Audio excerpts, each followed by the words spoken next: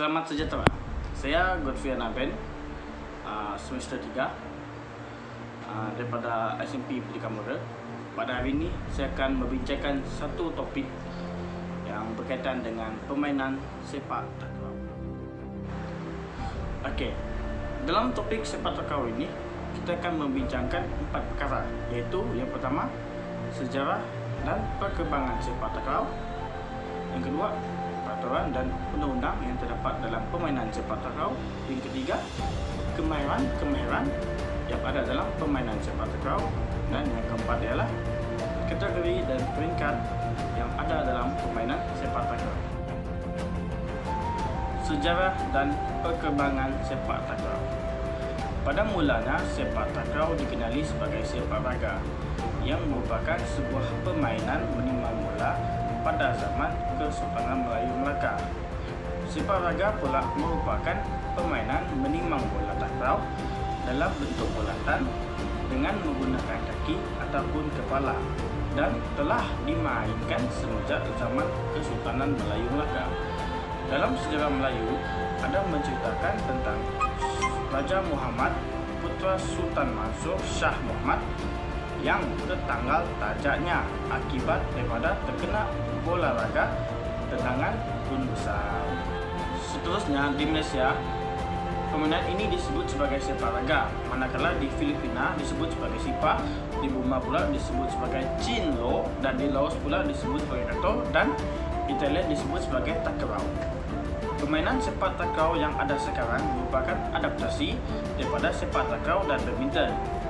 Pada tahun 1940-an, permainan ini telah dimainkan dengan menggunakan jaring dan mengikut sistem kiraan mata seperti badminton. Undang-undang dan peraturan awal permainan sepak raga jaring telah pun digubal dan disusun secara bertulis pada 15 April 1960-an di Kuala Lumpur.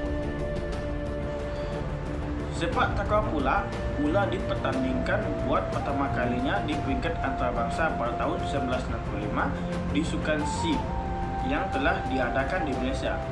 Sebelum jawatan kuasa pengelola Sukan SEA menerima sukan ini, perbincangan yang amat hangat telah berlaku di antara wakil-wakil Malaysia dan Singapura dengan wakil-wakil dari negara Thai dan Burma bagi membincangkan nama permainan ini. Akhirnya, atas dasar bertolak ansur, jawatan kuasa pengelola Sukan SEA telah memutuskan bahawa permainan ini hendaklah dinamakan sebagai permainan sepak takraw, iaitu gabungan perkataan sepak dan takraw menjadikan satu perkataan. Pada masa kini, permainan sepak takraw telah pun mengalami evolusi. Permainan ini pula bukan saja dimainkan oleh atlet lelaki, tetapi juga telah dimainkan oleh golongan atlet wanita. Peraturan dan undang-undang sepak takraw.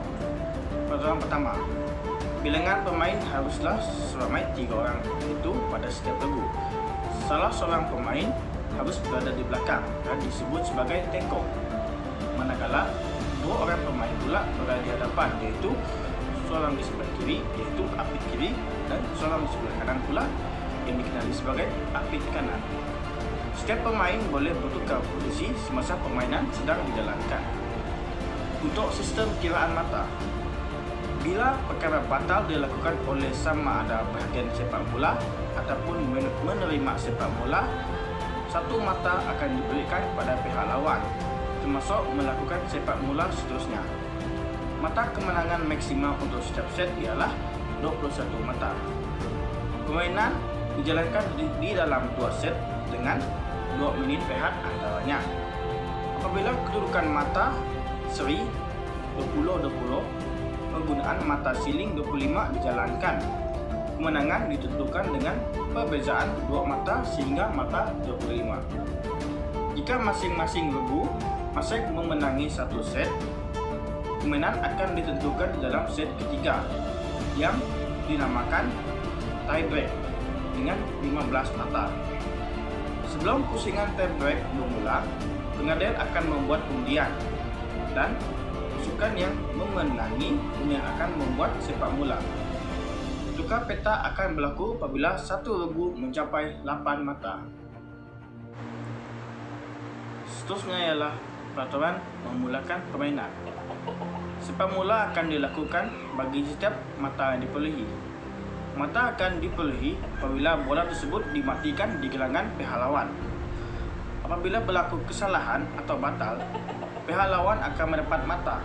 Antara contoh kesalahan tersebut ialah melanggar jaring dan tiang, menggunakan tangan, mengawal bola lebih dari 3 sentuhan, bermain dengan cara yang berbahaya, atau mana-mana pemain yang membaling bola untuk sepak mula dengan mengangkat kaki, memijak garisan, atau tangan melepasi jaring, atau menyentuh jaring semasa campakan dibuat. Mana-mana bahagian anggota pemain yang memasuki kawasan lawan, sama ada di atas atau di bawah jaring, akan dikira batal. Topik seterusnya ialah kemahiran yang ada dalam sepak takraw. Sebagaimana yang kita harus tahu ialah dalam permainan sepak takraw, kita haruslah mengetahui akan kemahiran asas tersebut dalam permainan tersebut. Yang pertama ialah kemahiran sepak sila, kemahiran sepak hujung kaki, kemahiran menanduk bola, kemahiran memaha, dan kemahiran mendadak. Kesemua kemahiran asas tersebut akan membantu kita untuk bermain dalam permainan sepak takraw. Selain kemahiran asas tersebut, kita akan belajar tentang kemahiran-kemahiran yang perlu ada dalam permainan sepak takraw. Yang pertama ialah kemahiran servis. Kemahiran servis ini sering dilakukan oleh pekor, iaitu bola tersebut akan diayunkan kepada pihak lawannya.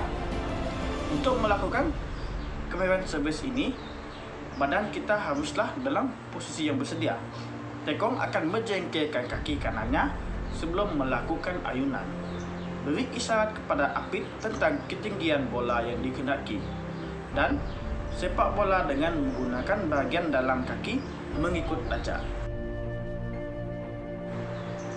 Kemahiran seterusnya ialah melambung bola. Melambung bola ini sering dilakukan oleh apit kanan ataupun apit kiri. Bola yang dilambung tersebut akan diberi kepada tekong untuk melakukan servis. Untuk melakukan kemahiran ini, terdapat 4 fasa dalam membuat lambungan, iaitu memegang bola, membengkokkan lutut, melempar bola dan ikut lajak. Pegang bola dengan kemas dan fokus ke arah tekong. Bengkokkan lutut bagi mendapatkan daya sebelum melakukan lambungan, dan luruskan lutut semasa bola dilepaskan dan mengikut lajak. Seterusnya ialah teknik mengumpat ataupun kemahiran mengumpat. Kemahiran mengumpat ini sering dilakukan oleh apit kiri ataupun apit kanan, kerana kemahiran mengumpat ini akan digunakan untuk mereka untuk mengumpan bola kepada killer untuk melakukan kejaman kepada pihak lawannya. Terdapat 3 fasa yang terlibat semasa melakukan mengumpan, iaitu posisi diri sedia, diri yang tapak, dan melakukan sepakan. Kita haruslah bersedia untuk mengawal bola dengan membengkokkan lutut kiri bagi melakukan kestabilan, menggunakan kemahiran sepak sila untuk melakukan umpanan, dan imbangkan badan dengan menggunakan tangan. Kemahiran renjaman. Kemahiran renjaman ini sering dilakukan oleh killer untuk mematikan bola kepada pihak lawan. Pelbagai jenis renjaman yang boleh dilakukan, iaitu renjaman rutin, renjaman sisi, dan renjaman menapak. Untuk menguasai kemahiran renjaman ini, pelajar mestilah mempunyai fleksibiliti, kuasa, ketangkasan, dan kekuatan yang tinggi. Kita haruslah memandang ataupun mata kita haruslah memandang kepada bola dan harus sesuaikan kedudukan diri dengan arah bola. Lonjakan kaki ke kanan dan gunakan luar kaki untuk melakukan renjaman. Kemahiran menghadang. Kemahiran menghadang merupakan teknik terakhir ataupun kemahiran terakhir dalam permainan sepak takraw.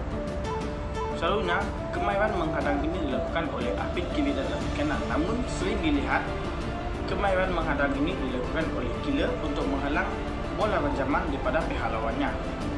Menghadang bola ialah satu kemerian lain bagi memastikan renjaman yang dibuat oleh pihak lawan dapat ditangkis. Menghadang bola boleh dilakukan dengan menggunakan kaki ataupun badan. Terdapat 3 fasa utama dalam kemahiran menghadang, iaitu diri sedia, loncat dengan tinggi sehingga punggung melepas di 0.5 meter daripada jaring. Semakin tinggi lompatan yang dibuat, semakin tinggi luas kawasan dapat dihadang. Pastikan hadangan kaki yang digunakan tepat menghadang bola renjaman dan akan batal jika menghadang bola menggunakan tangan.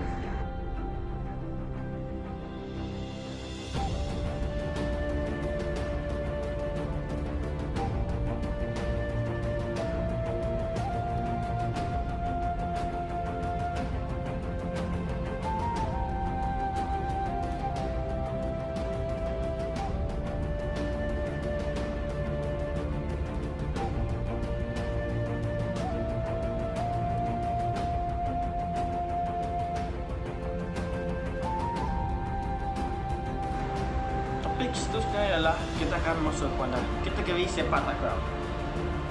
Kategori sepak takraw ini terbagi kepada 2 kategori, iaitu kategori lelaki dan kategori perempuan. Dalam kategori ini 3 orang akan bermain, iaitu api kiri dan api kanan dan tekong. Seterusnya ialah kategori lain yang terdapat dalam sepak takraw. Kategori lain ini bermaksud iaitu kategori main kuadrat.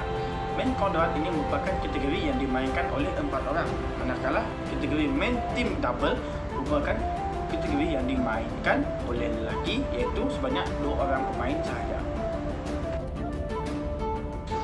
Yang terakhir ialah peringkat permainan sepak takraw. Sepak takraw yang melibatkan berbagai aksi pergerakan badan yang telah mengagumkan dan menarik telah berjaya mendapat perhatian di dalam sukan peringkat antarabangsa dengan dipilih sebagai acara sukan formal yang ditandingkan. Contohnya, sepak takraw telah dipilih sebagai acara sukan formal dalam Sukan Asia Tenggara SEA ketiga pada tahun 1965 dan seterusnya dalam Sukan Asia ke-11 pada tahun 1990. Untuk peringkat sepak takraw ialah pada mulanya peringkat sekolah rendah dan menengah, iaitu melibatkan bawah 18 tahun dan bawah 12 tahun. Dan seterusnya akan masuk pada peringkat Asia yang melibatkan permainan negara Asia dan sering dimainkan di Malaysia, iaitu sepak takraw league, iaitu STL yang sering dilakukan pada setiap tahun. Dan paling besar ialah peringkat sepak takraw ini dimainkan dalam sukan SEA, iaitu Southeast Asia Games.